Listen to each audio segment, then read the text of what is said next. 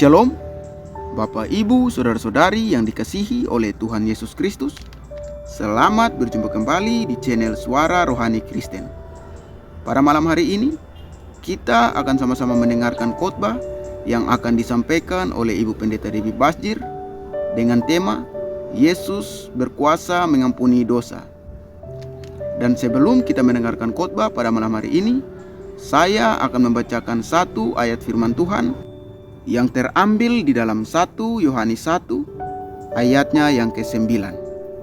Jika kita mengaku dosa kita, maka Ia adalah setia dan adil, sehingga Ia akan mengampuni segala dosa kita dan menyucikan kita dari segala kejahatan.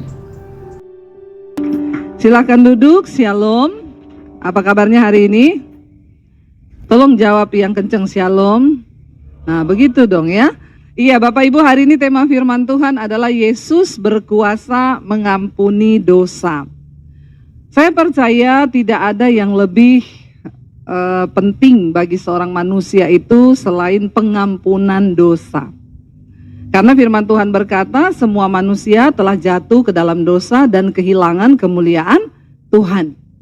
Dan waktu kita jatuh dalam dosa, kalau tidak ada pengampunan, maka kita ini terpisah dari Tuhan untuk selama-lamanya. Nah, saudara bisa bayangkan kalau hidup manusia itu terpisah dari penciptanya.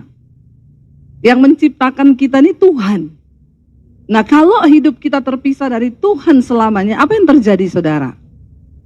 Ya, hidupnya rusak, hidupnya begini, ya nggak ada yang tanggung jawab. Ya. Tapi kalau kita menyatu dengan Tuhan, Sang Pencipta kita, ya maka itu sesuatu yang luar biasa. Dan sejak manusia jatuh ke dalam dosa, berbuat kesalahan, lalu kita tahu bersama Alkitab berkata upah dosa adalah maut, kematian dalam kekekalan, binasa. Lalu manusia berusaha untuk memperdamaikan dirinya dengan Tuhan. Lalu Tuhan itu memberi aturan, memberi arahan, darah itu harus dibayar dengan darah. Nyawa ganti nyawa. Nggak bisa digantikan dengan harta. Karena itu dulu zaman perjanjian lama kalau ada orang bikin dosa dia harus menyembelih ya kambing, domba, jantan agar darahnya tercurah baru dosa itu bisa dihapus. Tapi kemudian manusia itu semakin bejat karena dia pikir dia bisa beli domba banyak lalu dia terus hidup dalam dosa. Dan Tuhan bilang aku tidak tertarik dengan persembahan-persembahan korban itu. Karena Tuhan lebih tertarik hidup kita yang sungguh-sungguh kita persembahkan dalam ketaatan kepada Dia. Lalu akhirnya inisiatif Allah itu turun ke dalam dunia untuk menunjukkan jalan kebenaran bagi manusia. Dia bukan hanya datang ke dalam dunia menunjukkan jalan, tapi Yesus datang mengorbankan dirinya sebagai korban penghapus dosa untuk selama-lamanya. Makanya dikatakan Yesus itu anak domba Allah. Tidak ada orang yang bertanya, kenapa sih orang Kristen itu percaya Yesus disalib? Jawabannya ini, karena nyawa harus diganti dengan nyawa. Dan Tuhan Yesus bukan sekedar nabi, dia bukan guru selamat, tapi dia juru selamat. Yang memberikan nyawanya untuk pengampunan dosa bagi saudara dan saya. Tidak ada yang lebih membahagiakan bagi seorang manusia itu selain dari dosanya diampuni Tuhan. Ya, saya mau tanya aja sini suami istri. Kalau suami bikin kesalahan sama istri, lalu istrinya nggak ngampuni, 3 hari 3 malam istri nggak bicara. Kira-kira suami happy nggak hatinya? Ada bapak-bapak di sini? Bapak-bapak, istrimu nggak omongan 3 hari 1 minggu. Bapak-bapak sejahtera nggak? Ini bapak-bapak mati rasa ya? Tolong dijawab ya. Kalau istrimu nggak omongan sama kamu mati rasa nggak bapak-bapak? Bapak sedih nggak hatinya kalau istrinya nggak ngomong? Sedih kan? Lalu bapak-bapak akan melakukan berbagai cara tentunya untuk dapat pengampunan dong dari istrinya, iya nggak? Ya, cara yang paling mudah itu apa? Duit. Kok tahu? Ya. Kita akan melakukan berbagai cara supaya hubungannya pulih kembali. Nggak enak. Ya, misalnya istri juga berbuat salah sama suami, lalu suami nggak mengampuni, lalu dia diam terus ya, kan kita nggak enak hidup dalam sebuah hubungan yang tanpa pengampunan. Nah sekarang Bapak Ibu bayangkan kalau manusia yang diciptakan oleh Tuhan, lalu Tuhan itu tidak mengampuni kita. Ya, maka hidup kita penuh penderitaan, murka Tuhan, tiap hari kutuk yang terjadi, ya nggak Bapak Ibu? Nah Tuhan Yesus datang dan dia berkuasa mengampuni dosa. Bukan manusia, manusia tidak berkuasa mengampuni dosa. Nabi tidak berkuasa mengampuni dosa. Hanya Tuhan. Dan Yesus datang sebagai Tuhan dalam dunia ini saudara. Kita baca bersama ini Matius pasal yang ke-9. Judul perikopnya orang lumpuh disembuhkan.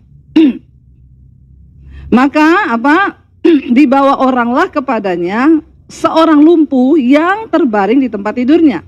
Ketika Yesus melihat iman mereka, berkatalah ia kepada orang lumpuh itu, percayalah hai anakku, dosamu sudah diampuni. Maka berkatalah beberapa orang ahli Taurat dalam hatinya, ia menghujat Allah.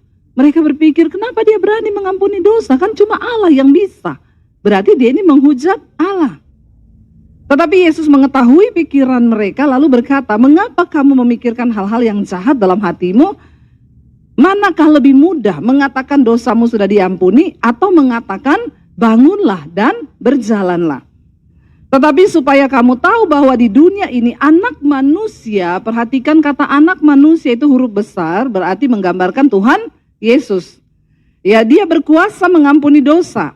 Lalu berkatalah ia kepada orang lumpuh itu, bangunlah, angkatlah tempat tidurmu dan pulanglah ke rumahmu. Dan orang itu pun bangun lalu pulang. Maka orang banyak yang melihat hal itu takut lalu memuliakan Allah yang telah memberikan kuasa sedemikian itu kepada manusia, yaitu Yesus Kristus. Saudara, ketika Yesus sampai di kotanya, lalu sekerombolan orang membawa seorang yang sakit.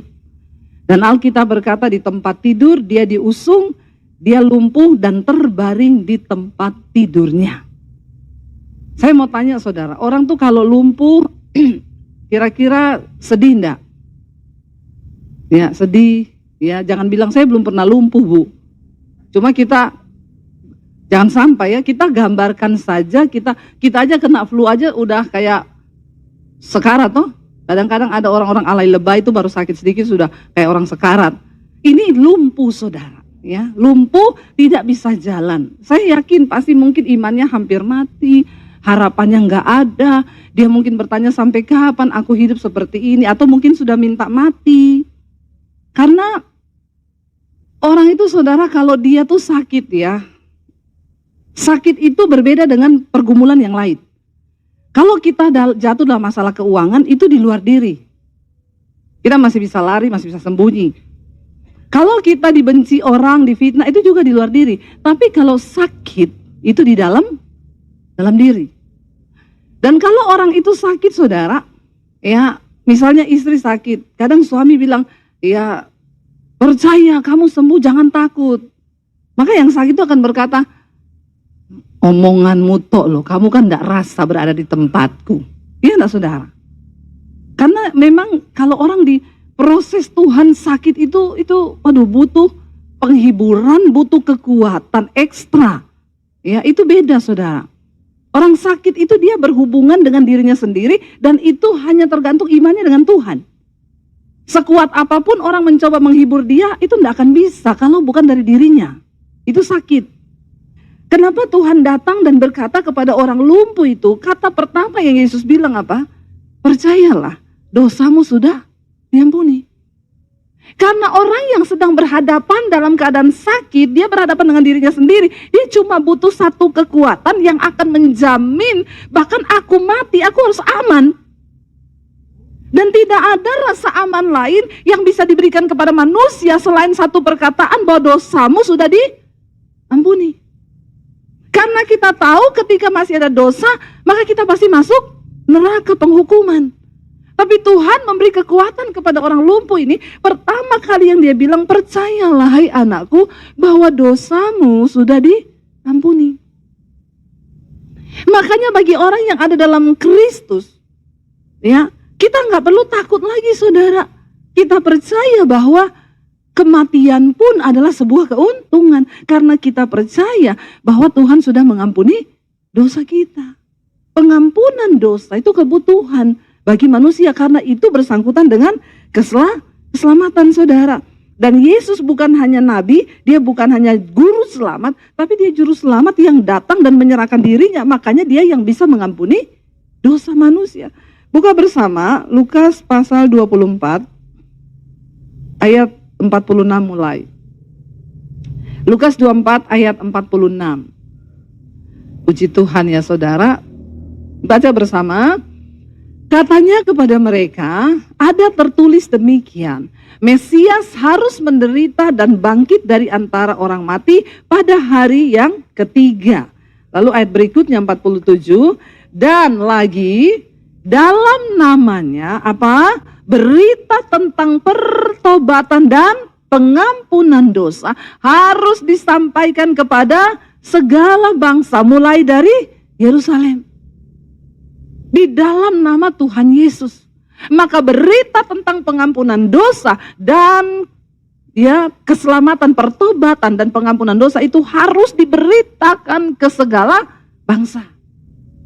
Supaya orang mendapat satu pengharapan yang besar, tahu bahwa dalam nama Yesus dosamu diampuni. Tapi jangan buat dosa lagi. Kenapa saudara? Karena kebutuhan yang utama dari seorang manusia itu adalah dosanya diampuni.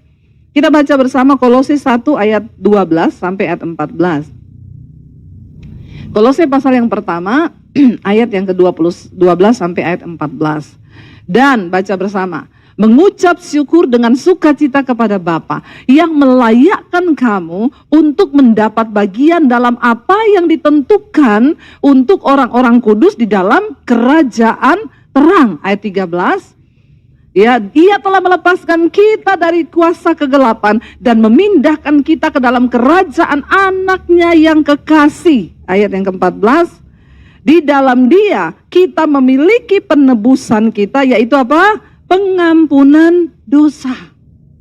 Kita bersyukur, tadinya kita ini gak layak, tapi oleh rahmat Allah yang besar, Allah Bapa, kita dilayakkan menjadi anggota keluarga kerajaan terang. Kita dibebaskan dari pengaruh kuasa kegelapan. Dan di dalam Kristus lewat kematiannya, kita mendapatkan pengampunan dosa dan penebusan hidup kita. Jadi dosa yang lalu gak diperhitungkan Tuhan. Hari ini kita mulai baru dengan Tuhan. Hidup baru. Sampai pada garis akhir nanti Tuhan datang kembali saudara. Jadi ayo kita sungguh-sungguh dengan Tuhan. Ayat yang terakhir Mazmur 32 ayat 1 dan 2 kita baca saudara. Ya, apa yang firman Tuhan katakan? Mazmur 32 ayat 1 dan 2. 1, 2, 3. Dari Daud nyanyian pengajaran. Berbahagialah orang yang diampuni pelanggarannya, yang dosanya ditutupi. Berbahagialah manusia yang kesalahannya tidak diperhitungkan Tuhan. Kita ini bersyukur saudara. Kita ini diselamatkan, kesalahan kita tidak lagi diperhitungkan kepada kita. Apakah itu tidak anugerah? Ya, apakah itu bukan satu hal yang luar biasa? Makanya jangan lagi kita ini mau berbuat dosa. Karena kita sudah diampuni oleh Tuhan. Dan ini adalah satu berita yang paling luar biasa. Waktu kita tahu dosa kita sudah diampuni.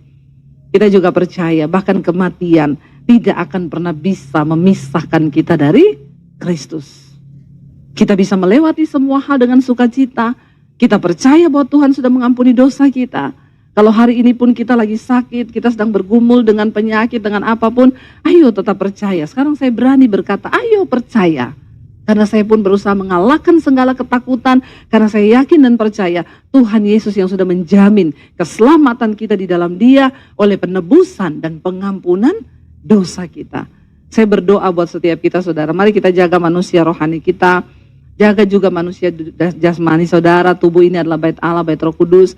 Dan kita bersyukur Tuhan mengampuni kita, Tuhan menebus kita. Dan hari ini tidak ada satupun yang bisa lagi membuat kita takut, kita kecewa. Karena kita percaya dalam nama Yesus ada pengampunan dosa. Kita menyanyikan pujian sejauh timur dari barat Engkau membuang dosa kami Tuhan. Mari bangkit berdiri bersama Bapak Ibu. Kita mau bersyukur sama Tuhan hari ini. Saudara, syukuri keadaanmu. Kalau hari ini engkau baik, engkau sehat, bersyukur sama Tuhan. Karena Tuhan mengampuni dosa-dosa dan pelanggaran kita. Katakan pujian ini di hadapan Tuhan. Bapak, Ibu, saudara-saudari yang dikasihi oleh Tuhan Yesus Kristus, kita telah sama-sama menyaksikan khotbah yang disampaikan oleh Ibu Pendeta Dewi Pasjir dengan tema Yesus berkuasa mengampuni dosa. Semoga kita semua diberkati oleh kebenaran firman yang telah kita dengar pada malam hari ini. Dan di akhir video ini, kita akan sama-sama menyaksikan suatu renungan firman Tuhan yang akan disampaikan oleh Ibu Cornelia. Selamat menyaksikan. Tuhan Yesus memberkati. Pada malam hari ini, mari kita kembali lagi mau mendengarkan suara Tuhan Allah yang menjamin hidup kita selagi kita dipercayakan di muka bumi. Sehingga saya mengambil satu keputusan lewat surat Yesua pasal 1 ayat yang pertama hingga ayat yang ke-8, di mana judul bacaan dia katakan perintah Tuhan kepada Yesua untuk merebut tanah Kanaan. Firman ini dia menegaskan kepada Yesua untuk bagaimana caranya supaya dia meraih kemenangan, yaitu tanah Kanaan. Tanah Kanaan yang penuh dengan susu dan madu. Tidak sembarang orang untuk masuk di tanah Kanaan. Di mana ayat yang pertama dia katakan, sesudah Musa hamba Tuhan itu mati, berfirmanlah kepada Yesua bin Nun, abdi Musa itu, dengan demikian, hambaku Musa setelah mati, sebab itu bersiaplah sekarang, seberangilah sungai Yordan ini, engkau dan seluruh bangsa ini menuju ke negeri yang akan kuberikan kepada mereka, kepada orang Israel itu. Bapak, mama, saudara, keluarga kekasih yang diberkati oleh Tuhan, di mana Yesua mempersiapkan diri untuk menggantikan Musa, dan dia juga mencari jalan bagaimana caranya supaya Tuhan memilih dia untuk masuk ke negeri yang sudah dijanjikan. Bapak, mama, saudara sekalian yang dikasihi oleh Yesus Kristus, sebagai Nabi Musa, dia dipercayakan untuk menjaga tanah Kanaan. Ternyata dia siap untuk mati, sudah menuju masa tua, sehingga ada pengganti yang baru, yaitu Yesua. Tidak lain dan tidak bukan, dia satu-satunya bisa menolong, bisa menggantikan Musa yang ada. Dengan demikian, di dalam ayat yang keempat, daripada padang gurun sampai gunung Libanon yang sebelah sana itu, sampai ke sungai besar, yakni sungai Efrat, seluruh tanah orang Mesir, orang Het, dan orang lautan ke sebelah matahari. Dan juga di dalam kehidupan pribadi daripada Yesua, dia mempersiapkan diri untuk masuk di era yang baru, yaitu bagaimana caranya supaya dia bisa miliki atau meraih akan keberhasilan, yaitu tanah Kanaan. Tidak lain dan tidak bukan, yaitu dia berdoa bersama dengan Tuhan. Karena di mana napas yang dia miliki, dia hanya sibuk untuk berdoa. Doa adalah napas utama yang mau tidak mau dia menghadapi, dia mau meraih kemenangan, yaitu dia harus berdoa. Bapak, mama, saudara sekalian yang dikasihi oleh Yesus Kristus, yang diberkati Tuhan, di dalam keberhasilan, dia berjuang, dan dia berdoa. Pokok utama adalah doa. Sebab dalam Yakobus pasal yang kelima ayat 16, setiap doa orang benar sangat besar kuasanya. Dia percaya dia maju bersama dengan Tuhan. Dia tidak akan mundur atau dia tidak akan gagal. Tetapi doa menyertai dia. Tuhan turut bekerja sehingga dia menang meraih tanah Kanaan itu. Tanah yang sudah dijanjikan bagi Yesua untuk dia miliki sampai datang kepada anak cucunya. Sehingga dalam ayat yang ke-6 di situ dia menegaskan, kuatkan dan teguhkanlah hatimu, sebab engkaulah yang akan memimpin bangsa ini menuju ke memiliki negeri yang sudah dijanjikan, dan yang sudah dijanjikan dengan sumpah kepada nenek moyang mereka untuk diberikan kepada mereka. Ternyata apa yang dilakukan bersama dengan Tuhan, tidak ada yang gagal atau tidak ada yang menolak, karena Tuhan yang menetapkan dia, Tuhan juga yang memilih dia, Tuhan juga yang memberikan tanah yang subur bermata air dan memiliki hasil, yaitu tanah Kanaan yang penuh dengan susu dan madu. Dia akan menikmati bersama dengan keluarganya.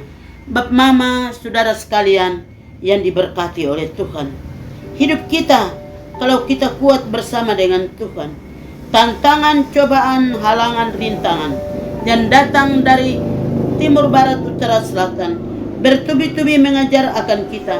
Yang penting kita pegang nama Yesus, kita bersama dengan Tuhan, maju bersama dengan Tuhan, kita pasti akan menang bersama dengan Tuhan. Dengan demikian, dalam Rom pasal 8 ayat 33, jikalau Allah di pihak kita, siapa lagi yang melawan kita? Kita percaya Allah di pihak kita, maka kita tidak akan salah melangkah menuju tanah Kanaan yang sudah dijanjikan oleh Tuhan, yaitu berlimpah-limpah gandum yang kita akan menikmati sampai hari ini. Begitupun lewat pribadi, lepas pribadi, yang penting kita pegang teguh akan firman. Kita akan mau bagaimana caranya supaya memiliki tanah Kanaan itu, yaitu di dalam ayat yang ke-8, janganlah engkau lupa memperkatakan kitab Taurat itu, tetapi renungkanlah itu siang dan malam, supaya engkau bertindak hati-hati sesuai dengan segala yang dituliskan di dalamnya. Sebab dengan demikian perjalananmu akan berhasil dan engkau akan beruntung. Ya, perjalanan kita akan berhasil. Rasa tanggung jawab dalam hidup kita. Kita mau ke satu tempat, kita harus berdoa. Tuhan bersama-sama dengan kita. Maka kita tidak akan gagal untuk menempuh jalan yang Tuhan siapkan bagi kita. Dan Tuhan akan memberikan satu kepastian bahwa apa yang kita minta pasti Tuhan akan memberikan. Dengan demikian, kita sungguh percaya Yosua dia diberkati oleh Tuhan. Tuhan katakan, janganlah engkau lupa memperkatakan firman kepada sesama, kepada keluarga, dan bertindak berhati-hati. Maka apa yang kita inginkan pasti Tuhan akan memberkati. Tuhan akan memberikan tanggung jawab besar lewat tanah yang begitu luas dan lebar, dan kita akan memiliki segala harta benda yang Tuhan percayakan kepada kita. Bab mama, anak-anak yang dikasihi oleh Yesus Kristus, di dalam kehidupan kita, sukar dan sulitnya, apa yang kita meraih, pasti kita akan menemukan keberhasilan. Dengan demikian, tidak terlalu sukar dan sulitnya bagi kita kalau kita belajar menggantungkan pengharapan kita kepada Tuhan. Maka apa yang kita minta pasti Tuhan menjawab. Sebab dalam Yohanes pasal yang ke-15 ayat yang ke-7, apa yang kamu minta, pasti kamu akan menerima. Pasti berarti apa yang kita minta hari ini juga kita akan menerima. Dalam Matius pasal 7 ayat 7, dia katakan, mintalah maka pintu akan dibukakan bagimu. Ketoklah pintu, pintu anugerah Tuhan selalu terbuka bagi kita. Yang penting kita hati-hati untuk menuju kepada tanah Kanaan yang Tuhan sudah berikan kepada kita. Yang penting jangan tawar hati, jangan kejut, tetapi kita bersama dengan Tuhan. Belajar untuk merendahkan diri, takut akan Tuhan, dan apa yang kita inginkan pasti Tuhan akan memberikan kepada kita. Sehingga yang ayat yang ke-10 dari Yesua pasal 1, lalu Yesua memberi perintah kepada peraturan pasukan segala bangsa itu, katanya, jalanilah seluruh permintaan kepada bangsa itu. Demikianlah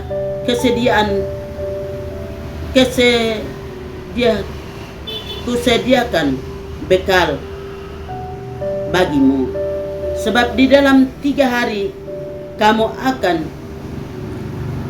akan menyeberangi sungai Yordan, dan ini untuk pergi menduduki negeri yang akan diberikan Tuhan Allahmu kepadamu untuk didudukinya dan memilikinya.